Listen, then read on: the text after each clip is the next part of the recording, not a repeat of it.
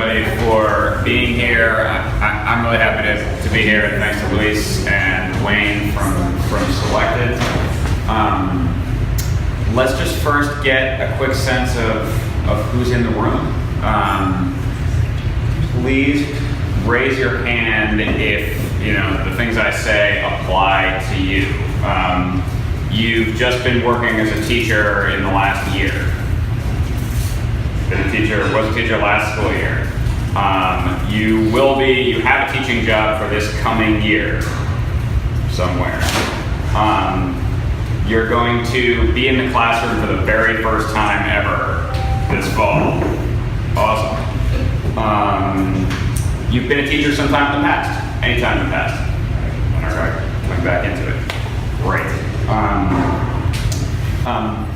So I will, for this presentation, I will talk hopefully relatively briefly, 20 minutes or so. I have some basic ideas I want to show you, and then I want to leave a good chunk of time, like a good half an hour for Q&A and really a back and forth. I'm going to try not to bury the lead here. So I think that what all my advice boils down to is this. Because I don't think that when you're in a transition, a career transition, I don't think you should think about it as I'm just looking for a job.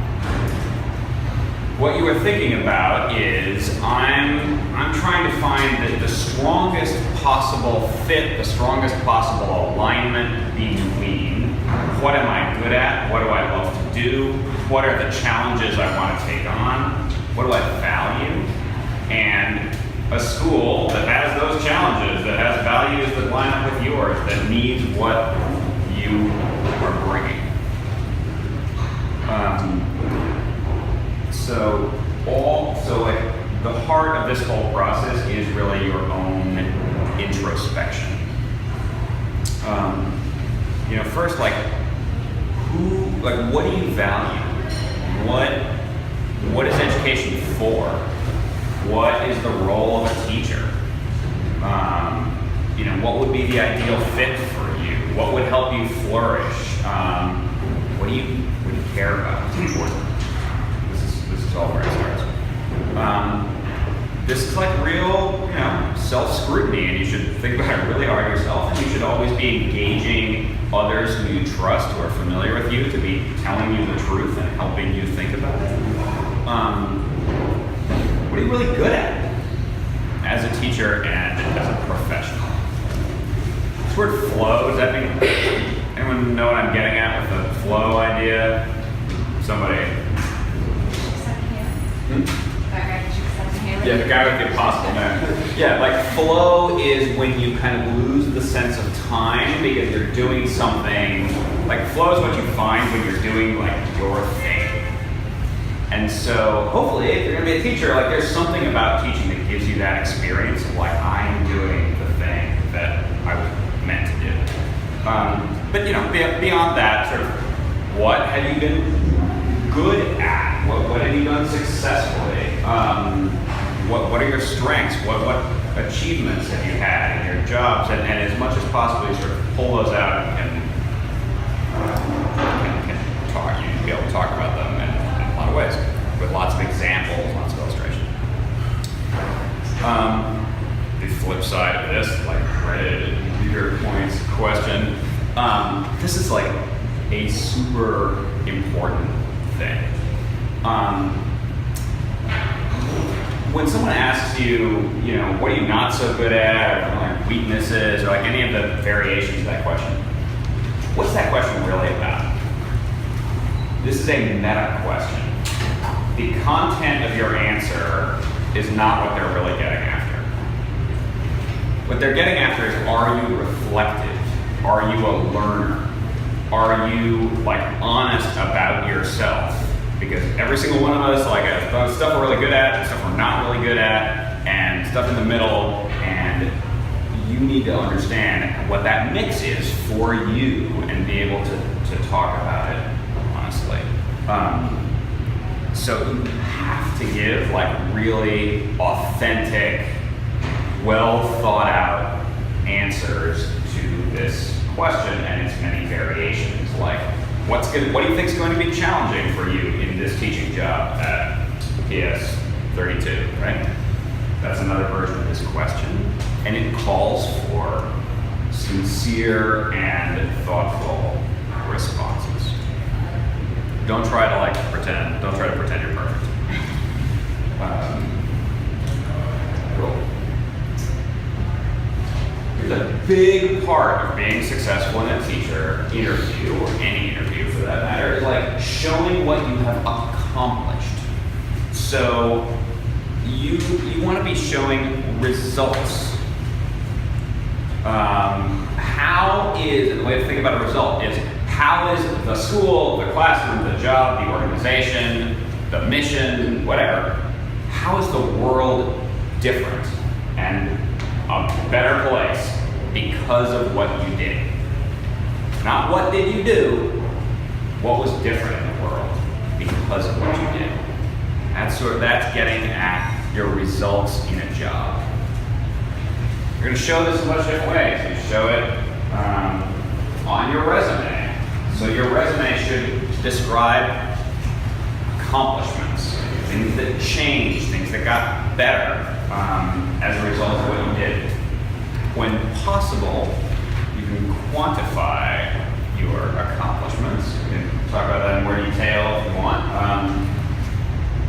Your cover letter selects a couple of accomplishments that are really relevant to this job, and you expand on them, you illustrate them to show how what you changed in the world. A couple of rules of thumb here for resumes.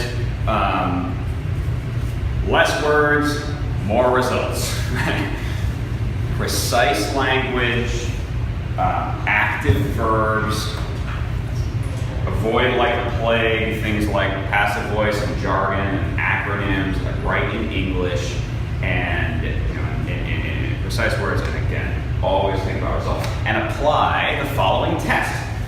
Read your resume and get someone else to read your resume. And every bullet, it says, I did X, and then go, so what? Just a little bit of straw man, but I see this plenty of times on resumes, Instructed students in science. So what? Who learned something, right? Like, what happened?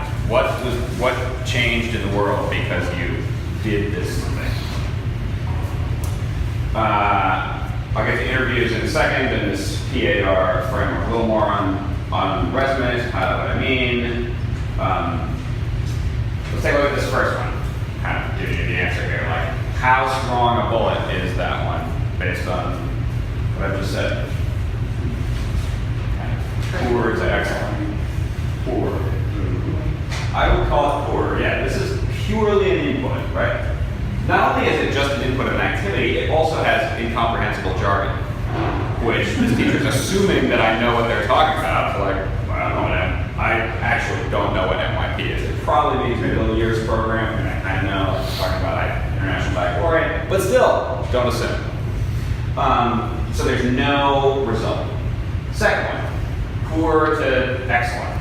With that here.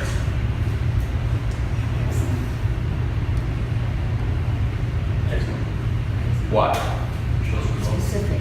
Shows results. There's a couple kinds of results. Let's call out what those are. How the results are shown. Well, highest record compared to what? Compared to what? Highest record of student performance on state proficiency test for school. So what she compares for school, okay. So there's one kind of way you show a result. Comparison to a peer group. And what's the other way she's showing a result? She developed a curriculum. She developed a curriculum, right? A curricula exists because she developed it. That's another way. Like something was brought into being. And a third way. Welcome. What was the third way? Numbers. Yes, the 95%. 95% scored proficient or higher in science. That's reference to an absolute standard.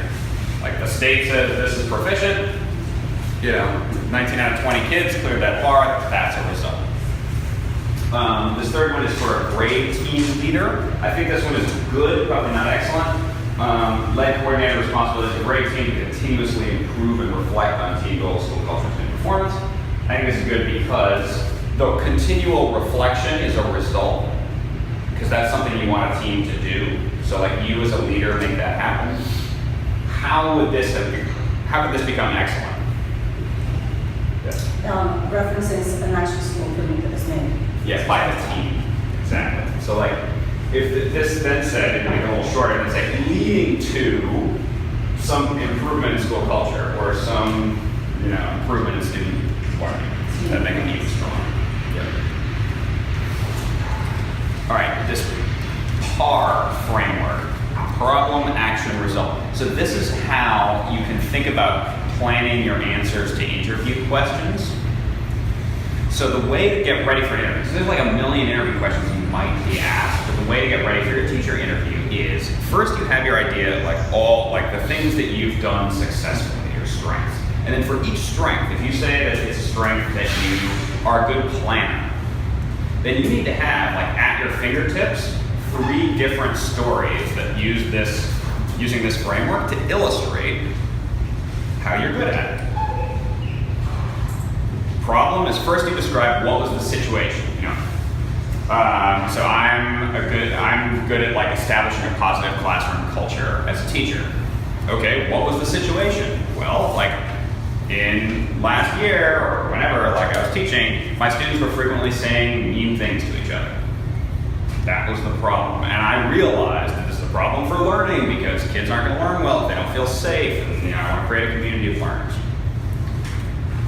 Then, what action did you take and why? This is important because your interviewer is trying to understand your thought process. How do you go about solving problems? What do you do when you're faced with a challenge? So you're making it easy for them to figure that out about you. You're laying it out in a really smart way. My kids were saying mean things to each other. What did I do? Okay, I thought about this in 2 ways. First, I felt like I needed to kind of nip this in the bud. So I took these various immediate actions. I had I stopped class, had a conversation right then, gave a mini lecture about why I was concerned about this. Then I targeted the kids who had been doing it. I had conversations with them out of class and let them know that maybe this was okay before, but it's not going to be okay now. Then I talked to all of their parents and got their parents to reinforce that lesson. Then the next day I came in and rolled out a new set of consequences in the class. So I said, I'm starting, detention, and every time you say shut up, this is a real story of mine. Every time the word shut up come out of your mouth, you're in detention. End of story. Then I nipped that in the bud. Now I'm going to do positive culture building stuff. So I got, every month I'm rolling out a new character value and having conversations and activities around that. And I'm celebrating it when kids show the character value. And I'm really encouraging niceness and cooperation between kids. And we got a team slogan of be nice. Result. Kids stopped saying shut up to each other in my class, and we had a much more healthy, positive classroom culture. I saw lots more smiles, and then my kids could work together in a team for 45 minutes and not throw something at each other. And there's a result. Let's try talking about this one for a quick minute. Here's the problem. Problem is, I'm an elementary school teacher, a middle school teacher, and I realized that about 2/3 of my kids weren't able to pick out a good pleasure reading book for themselves when they had their 1 hour of library time every week. And I know this is a big problem because nothing matters for kids' success more than the volume of reading that they are doing, and if kids don't have books that they love, they're not going to read enough. Turn and talk for a minute. What are as many actions as you can think of that might help this situation? Go. Great. So I think anyone of us could take 3 of these and turn them into a great problem action result, right? I did running records on my kids. I filled the classroom with great books. I asked everyone I know to give me books, and I book talks every single day, and I read them aloud every day, and I dedicated half an hour for sacred independent reading, and by God, kids are going to be readers in this class. Result, they read a lot more. Every kid had a book, we grew as readers over the year, blah, blah, blah. Cool. Practice. Get together, friend and practice how you're going to explain your accomplishments. All the vagaries, all the varieties of interview questions are not preparable for, but so much of it boils down to these examples. Okay, so your experience. Like if you have taught, then draw your examples primarily from your teaching. If you have not taught, or you've taught a long time ago, use some examples from a long time ago. But you use examples from your other jobs. The sort of order of preference goes from like full-time paid jobs are the best things to draw examples from, and then student teaching and internships and volunteering and academic work, roughly the descending order, but like use your good judgment about what's a substantive accomplishment. I'm missing a slide here. Sorry, I had another slide in here and I lost it somewhere. If you don't have teaching experience yet, then keep in mind that your interviewer is really looking for potential here. And this could certainly apply to those of you who are like coming back after a long time also, but especially for the brand new teacher, they're really looking for potential. What I call like the trifecta is hungry, humble, and smart. This is what they're looking for. Hunger is like drive to accomplish things, to succeed, to do well, to get better, to grow, to make an impact. Humble is humility and reflectiveness and understanding that there's a lot you don't know and wanting to learn and listening. And then smart is solving problems, thinking critically, being smart. And you want to show your commitment to kids. And I would say for everyone, the clarity of your purpose, why you're a teacher, why you are pursuing this particular teaching job at this school at this time is very important. And the less experience you have to draw on, the more I think.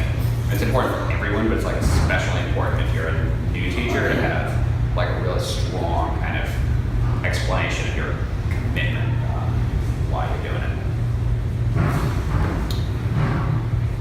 Okay, so you've been thinking about us.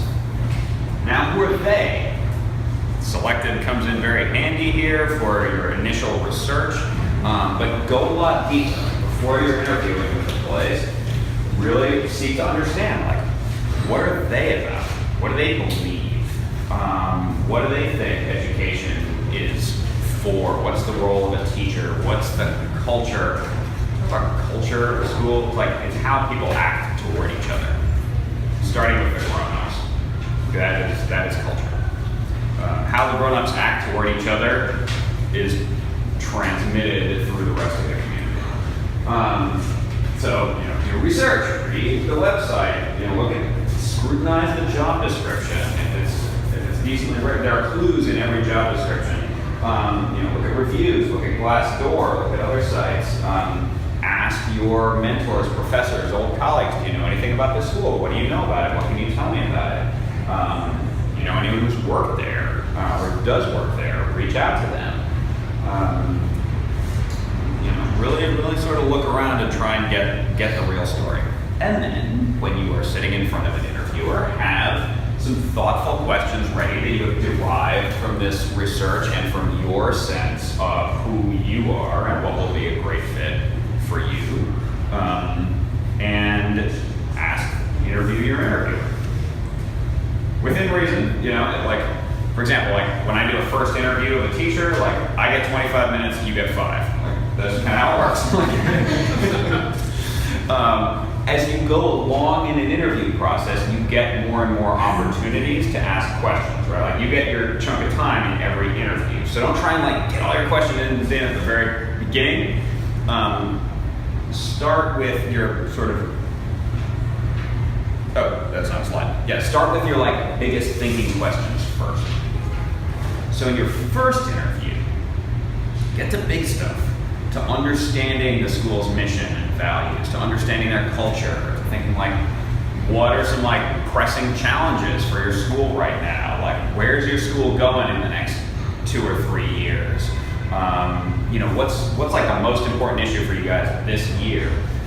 things that are helping you to really make that big picture fit first. You're going to you might narrow your questions more and more specifically as you go on in the interview process. Start big. Again, there's like a meta aspect to asking those questions, because what you're communicating with asking a question like, what's the biggest priority for your school the next year or two, is like that you're someone who's like thinking strategically and you're interested in the overall like success of the organization. You're not just thinking about you and your little classroom, and that communicates something important about you. All right, this is my last slide, and we'll do Q&A. Random tips. So, plan. I don't know what plan was supposed to be up there. It's not there. Oh, it's coming. Cover letters. I can go on about cover letters all day and ad nauseum. This is like my basic advice. Write good ones, and they will distinguish you from the pack. I have a whole like theory on what good cover letters are. Here's like 3 levels, right? Like, so the basics, the essentials are, there's one acceptable number of errors in a cover letter, like grammar and spelling errors, and that number is 0. Like, you can sneak through with 1 if it's otherwise good. It's like, don't make mistakes in your cover letter. Use the correct name of the organization throughout the letter. A lot of times you find like, Dear Diego at Ronald Village Academies or Avenues, and then it's like a different name of a school down below in the conclusion. You copy and paste the document from the other one. It's fine. Like everyone's like making apply to multiple schools. Double check. And it's addressed to the right organization. Quick question on that. Is it okay to then, after you've used the name of the school once, to then revert to the acronym of the school? You mentioned something about not using acronyms, but I'm assuming if it's a school that ordinarily uses its acronym all the time and everything makes sense to you, Yeah, totally. Right. You're writing to a Harlem Village Academies, like, dear Harlem Village Academies, right. And then you use HBAs, well, yeah, it's fine. Just don't use like one acronym to like come out of nowhere and, who knows if anyone. The reader knows what they mean. Okay, better than what I just said is, it's written specifically for that job. It's not your just generic cover letter. It shows enthusiasm. It shows some relevant skills and experience. Now it's getting better and better. It's really in your voice. It's like precise, accurate jargon that has been ruthlessly edited and scrubbed of jargon. And the best ones, you really put yourself in the shoes of the reader of the letter, and you understand, what do I think they're looking for based on all the research and all the clues that I've done? What do I think is most important to them? And then, for example, like, they're really interested in someone who's going to teach literacy well, and they're interested in someone who has a deep passion for some expertise in students who are second language learners. By the way, props to all like special ed and ESL people in this room. It's like more people, everybody should study. That's one of those things. Cool. So now I'm going to organize the body of my letter around showing an experience around helping kids become better readers and an accomplishment of teaching second language learners. Because the cover letter is not for you. It's like for them to see why you are going to be good for them. So make that easy for them. All right. Plan, like I already said, get that order. Spend time practicing your answers. In terms of the cover letters, I've heard often, stories about how before the concern is that before the person who's hiring actually sees your cover letter, does it go through, some kind of algorithm, some kind of bot is looking, because you receive thousands of, of applicants maybe? I have never seen bots in education.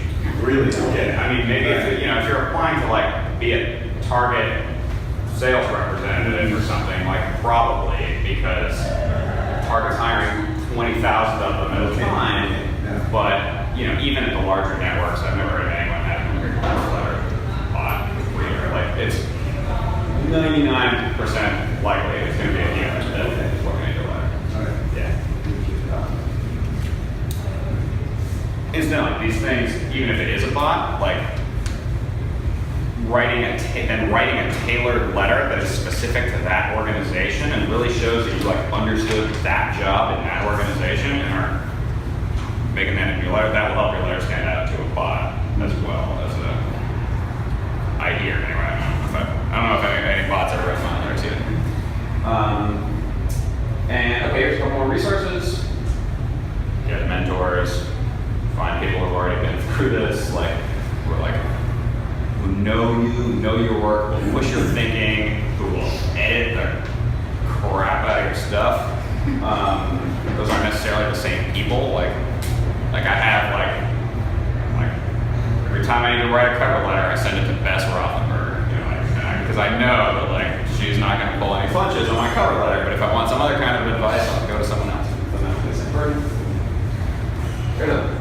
Someone mentioned resources on the internet. There are zillions. This is but one that I think is very, very good. AskAManager.org. It's not particularly good for teachers. It's just like general workplace. It's like an advice column for workplace issues. They have lots of cover letter examples in there, and all kinds of stuff about like how do sort of all these like tips and tricks things, and all kinds of stuff about professional behavior. Like my manager or my boss like did this thing. Is that weird? And she'd be like, yeah, that's weird.